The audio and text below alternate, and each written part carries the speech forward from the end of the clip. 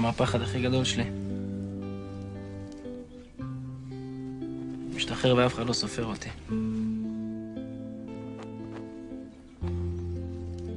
לפני כמה זמן לילך לקחה אותי לאיזו מסיבה של חברים שלה. כולם סטודנטים כאלה, מגניבים כאלה. מסתכל לה בעיניים, אני רואה שהיא מתביישת בי. אז למה היא לא עוזבת אותך? היא לא עוזבת אותי כי אני כאן. פיצר!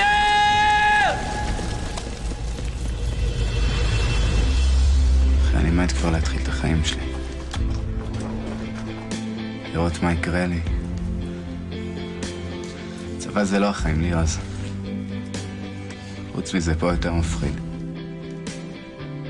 לא יודע אם אני שונא אותך או מקנא בך. אחי, אל תשנא אותי.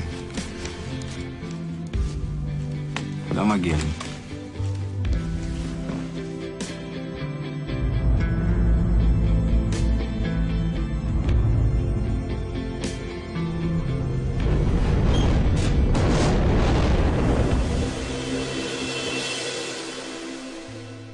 עוד 21 יום אני מנשק את מישל בשפתיים. אתה קולט? לירן, תכניס אותי פנימה, לירן!